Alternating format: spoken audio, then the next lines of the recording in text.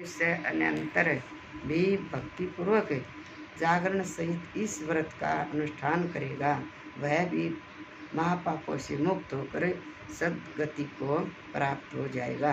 प्राणियों के लाखों जन्मों में किए हुए जो पाप हैं वे सब के सब काल भैरव के दर्शन से निर्मल हो जाते हैं। जो मूर्ख काल भैरव के भक्तों का अनिष्ट करता है वह इस जन्म में दुख भोग कर पुनः दुर्गति को प्राप्त होता है। जो लोग विश्वनाथ के तो भक्त हैं परंतु काल भैरव की भक्ति नहीं करते उन्हें महान दुख की प्राप्ति होती है। काशी में तो इसका विशेष प्रभाव पड़ता है। जो मनुष्य वाराणसी में निवास करके काल भैरव का भजन नहीं करता उसके पाप शुक्ल पक्ष की चंद्रमा की भांति बढ़ते रहते हैं। जो काशी में प्रत्येक भोमवार की कृष्णाष्टमी के दिन कालराज का पूजन भजन नहीं करता उसका पुण्य कृष्ण पक्ष के चंद्रमा के समान अक्षीण हो जाता है। तदंतर नंदीश्वर ने वीरभद्र तथा भावतार का वृत्तांत सुनकर कहा, ब्रह्मपुत्र भगवान शिव जिस प्रकार प्रसन्न होकर विश्वानर मुनि के घर अवतीर्ण हुए थे, शशि मौली के उस चरित्र को तुम प्रेम पूर्वक श्रवण करो। उस समय वे तेज की निधि अग्नि स्वरूप सर्वात्मा परम प्रभु शिव अग्निलोक के अधिपति रूप से ग्रहपति नाम से अवतीर्ण हुए थे। पूर्व काल की बात है। नर्मदा के रमणीय तट पर नमरपुर नामक एक नगर था। उसी नगर में विश्वानर नामक एक मुनि निवास करते थे।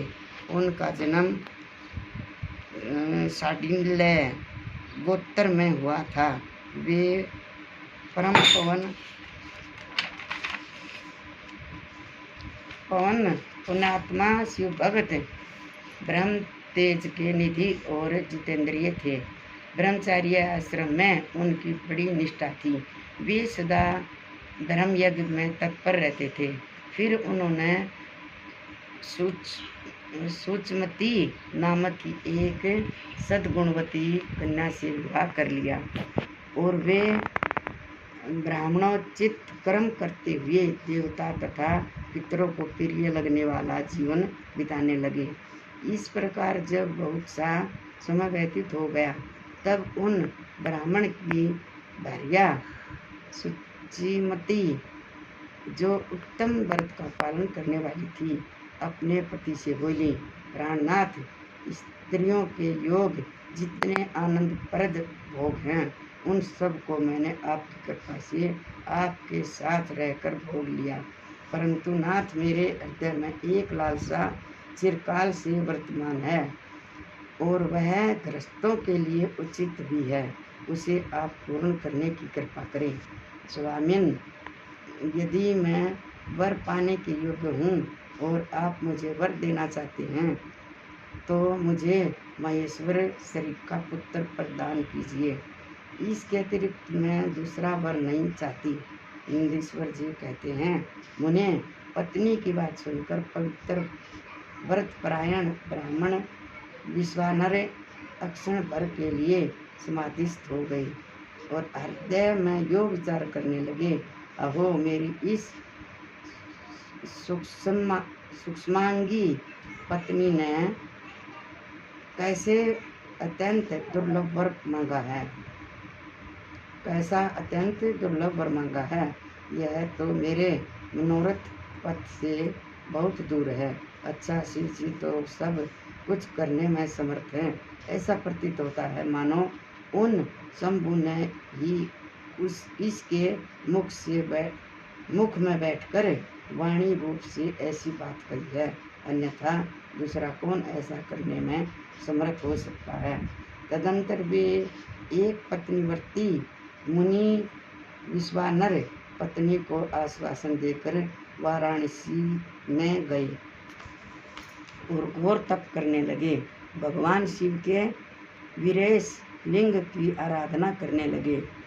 इस प्रकार उन्होंने 1 वर्ष पर्यंत भक्तिपूर्वक उत्तम वीरेश लिंग की त्रिकाल अर्चना करते हुए अद्भुत तप किया। 13वां मास आने पर एक दिन वे द्विजवर प्रातःकाल तिरुपतगामिनी गंगा के तट में स्नान करके ज्यों ही वीरेश के निकट पहुँचे त्यों ही उन तपोधन को उस लिंग के मध्य एक अष्ट वर्षीय विभूति भूत बालक दिखाई दिया। उस नगन शिशु के नेत्र कानों तक फैले हुए थे। होठों पर गहरी लालिमा छाई हुई थी। मस्तक पर पीले रंग की सुंदर जटा सुशोभित थी और मुख पर हंसी खेल रही थी। वह शेष वो चित अलंकार और चिताभस्म धारण किए हुए था तथा अपनी लीला से हंसता हुआ श्रुति सूक्तों का पाठ कर रहा था। उस बालक को देखकर विश्वानर मुनि कृतार्थ हो गए और आनंद के कारण उनका शरीर रोमांचित हो उठा तथा बारंबार नमस्कार है यो उनका हृदयोद्गार फूट पड़ा। फिर वे अभिलाषा पूर्ण केवल 8 पदों द्वारा बाल रूपधारी परमानंद स्वरूप शंभु का सत्वन करते हुए बोले। शिवानर ने कहा, भगवान आप ही एकमात्र अद्वितीय ब्रह्मा हैं। वह सारा जगत आपका ही स्वरूप है। यहाँ अनेक कुछ भी नहीं है।